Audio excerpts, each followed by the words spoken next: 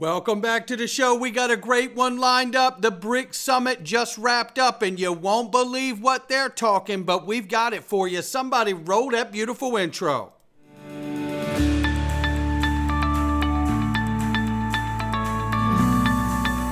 Digital Perspectives with Brad Kimes. Come on in.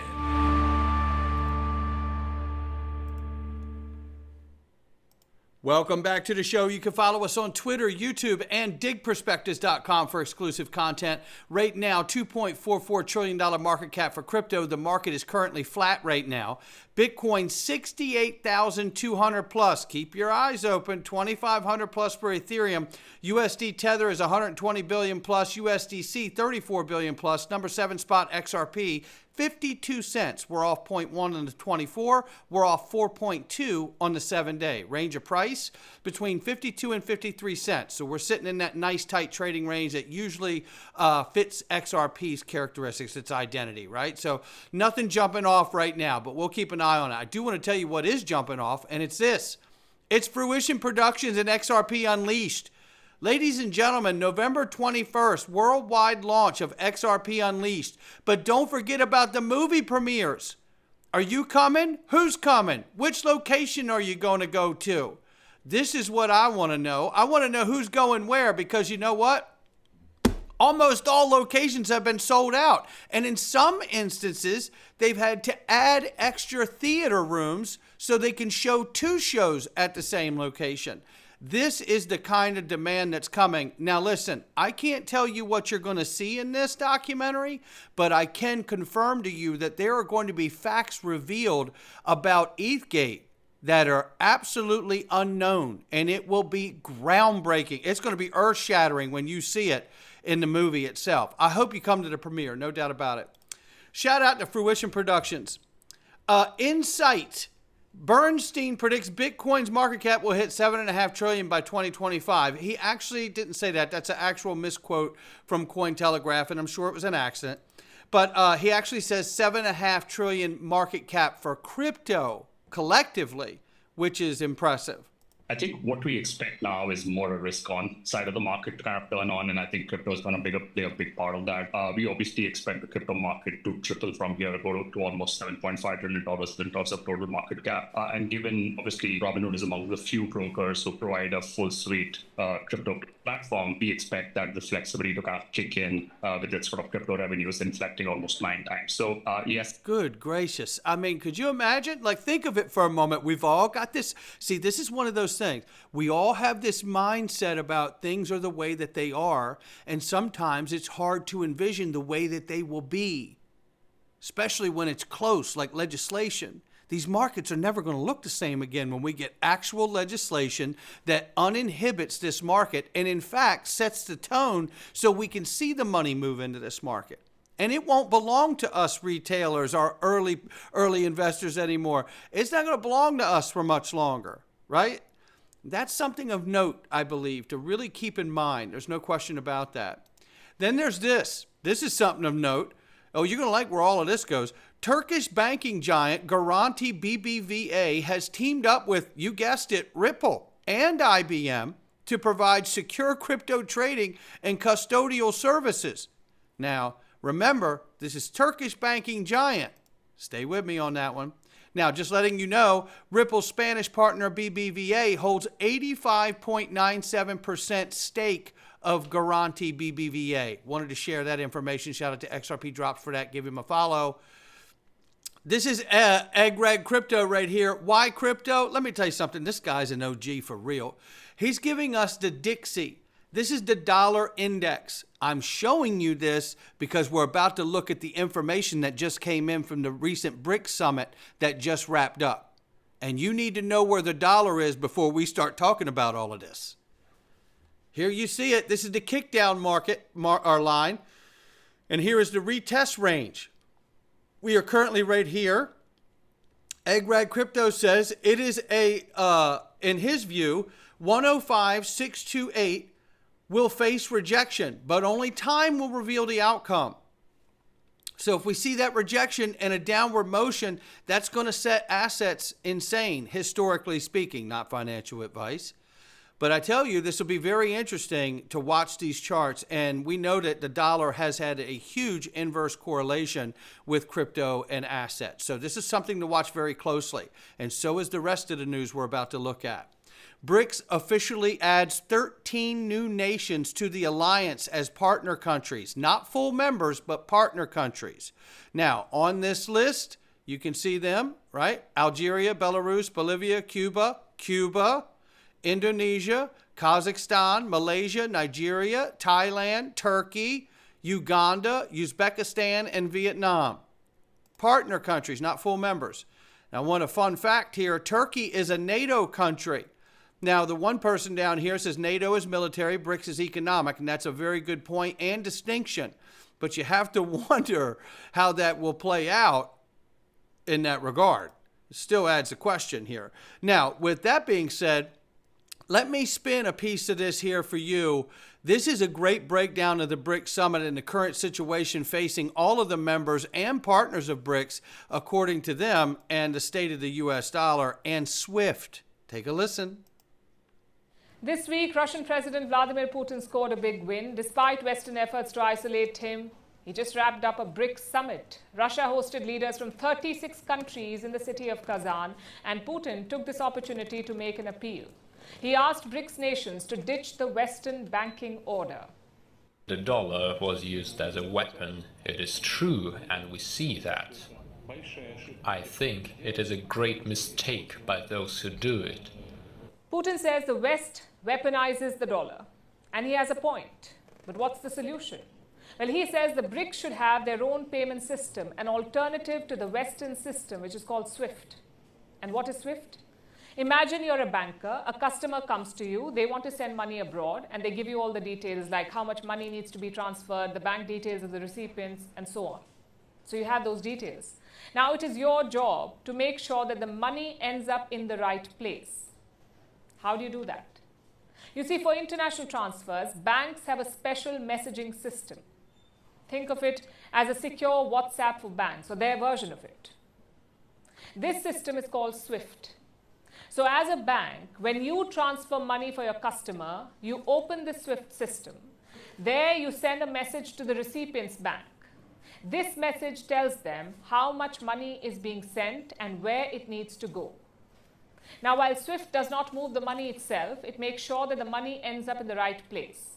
SWIFT stands for Society for Worldwide Interbank Financial Telecommunication, SWIFT. SWIFT is what enables international banking.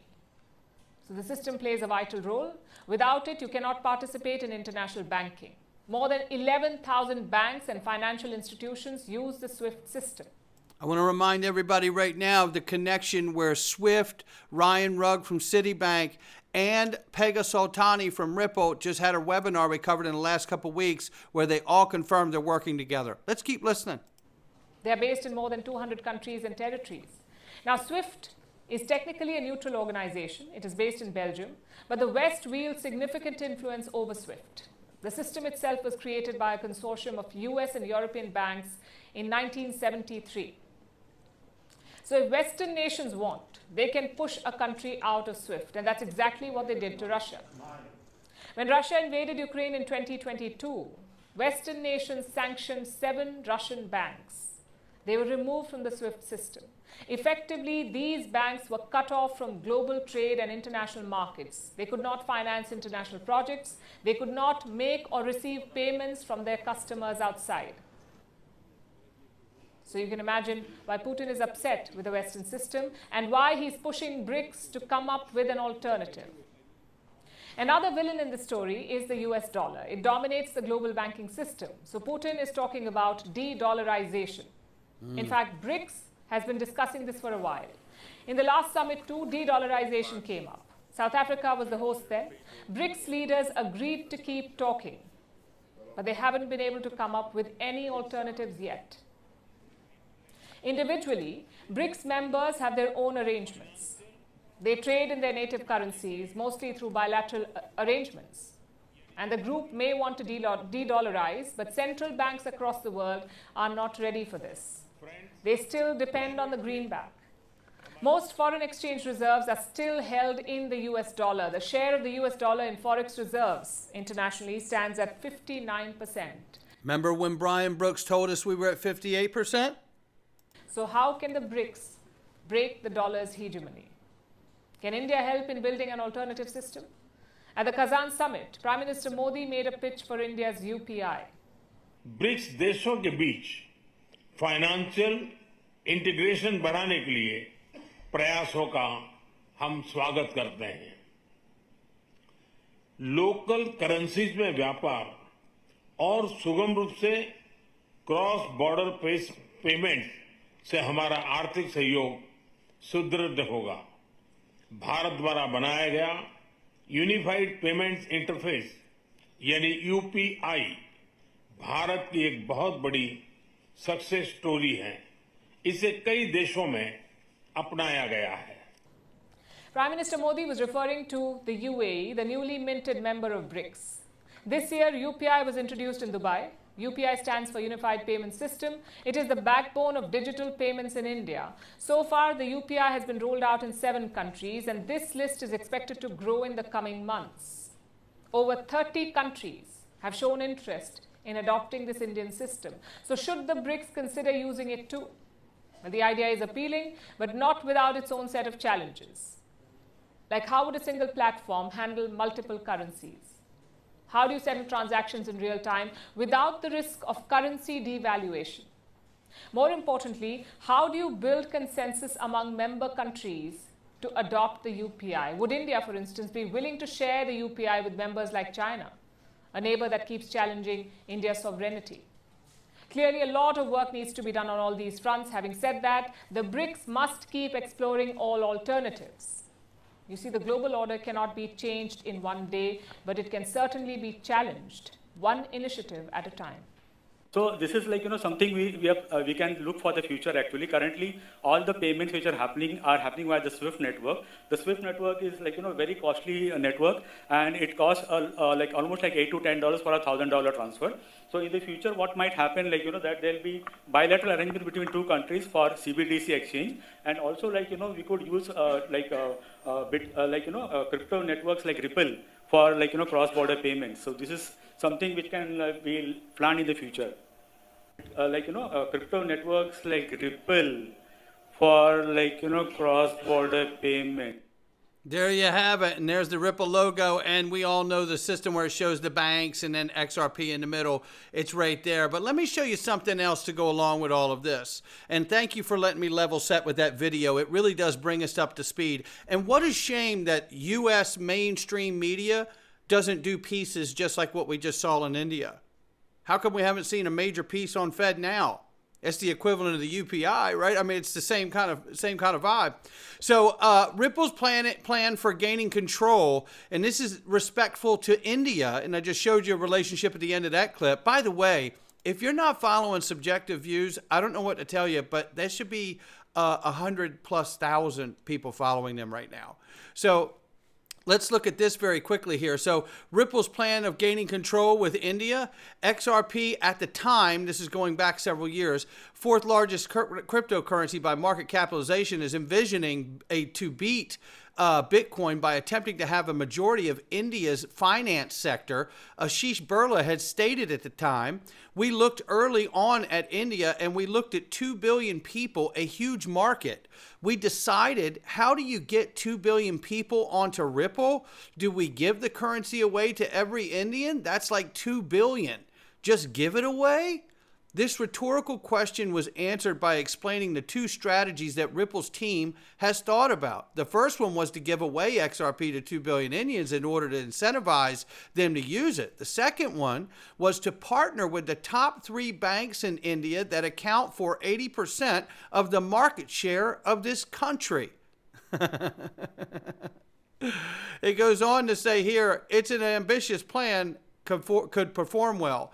And we think, and I certainly think, there's a lot more connections than that. But let's keep moving very quickly here. Chinese President Xi Jinping says BRICS must promote a new financial system. to go along with Putin stating that they did not choose to abandon the US dollar or refuse to use it. They were denied access to it. Therefore, it was time to create a new system. So this was started by the United States with the sanctions during this conflict when it began between Russia and Ukraine, but it hurt the US dollar more than it did the ruble. Unified cross-border payments, real-time settlement systems have been linked up between countries and ready to roll, was another message delivered by Modi from India over the UPI and 30 other countries using and plugged into the system. The BRICS summit in Russia just finished. Now let me grab you the highlights that are pertinent to digital assets in our space. And essentially, this is what stuck out. The Saudi Crown Prince did not attend the BRICS summit this time, despite being invited. Instead, he had a meeting with U.S. Secretary of State Antony Blinken. And then you need to know this as well. At this summit, one of the most important points, Putin was gifted a mock of a BRICS bill at the summit. It's in his hand. They're working on it, ladies and gentlemen. We know the other countries that became partner countries, but you need to know this. President Putin proposed to create BRICS-based grain exchange for soft commodities like wheat, soybeans, corn, things of that nature, right? Putin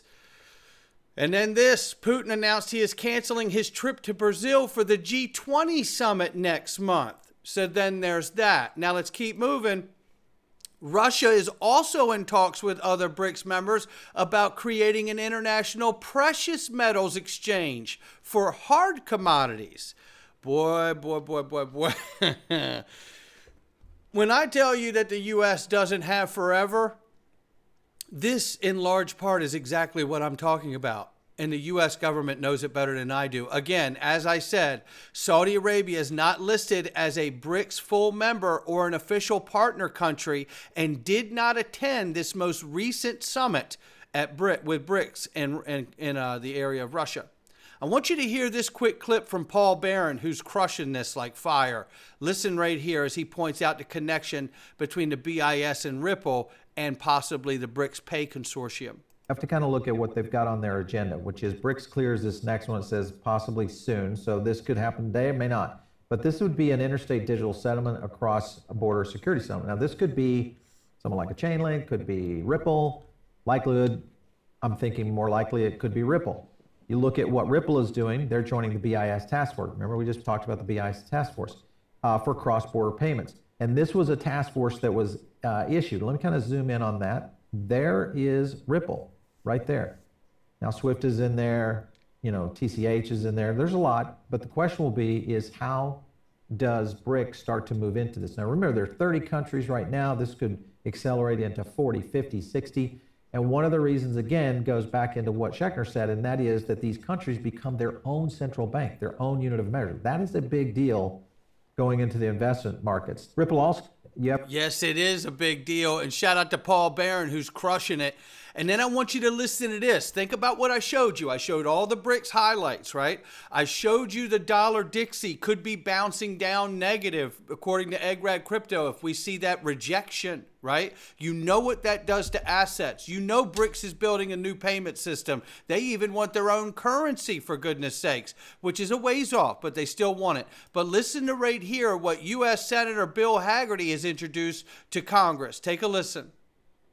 The impact of this, though, actually gets back to the beginning of the story that you and I talked about. You think about the efforts that Vladimir Putin and these BRICS nations are undertaking to get around the United States as the reserve currency of the world. This will actually strengthen our posture as a reserve currency. It will increase demand, not only for U.S. treasuries, but also the stablecoins will increase demand for U.S. dollars on a global basis.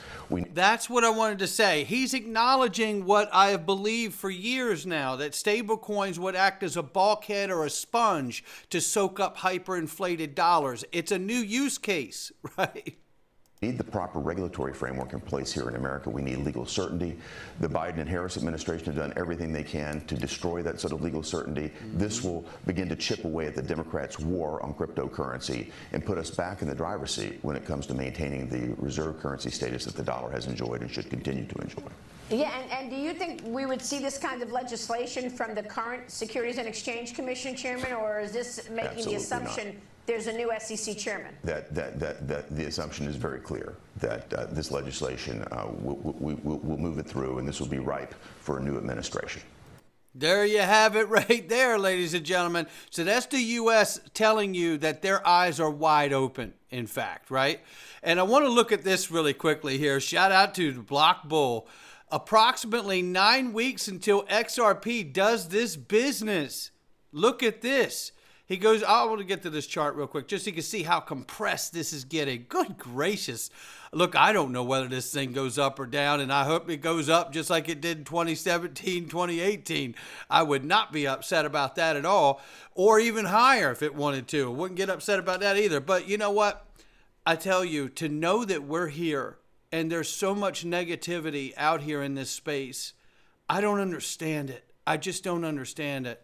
But I tell you what I do understand is if there's approximately 9 weeks until we hit the end of this wall here, I'm super excited to see what's going to happen. And look what Black Bull says. Harvard study, 84% of people underachieve due to no plan. 13% have a rough idea plan. Only 3% have a plan written down. There are 30 times more likely to achieve their goals compared to the 84% without a plan. That is very good to know. No doubt about it. And I hope all of you have written something down. Not financial advice from me or anyone else. It's just my digital perspectives. Look, we're going into the freedom zone, and I hope you will join me. This is a great way to really carry a conversation because censorship is absolutely huge online. And even though we have some things like X that are opening up to that, we still deal with it all the time, daily on YouTube, and it is very difficult to deal with. So any support you can give to digperspectives.com, click in the Freedom Zone, come on in for next to nothing, help support the channel, hit the like and subscribe. We appreciate it all. There's no question. I hope you'll join us right now as we go in. I'm about to show you what mainstream media is going to do should the current administration or the current political party lose the election.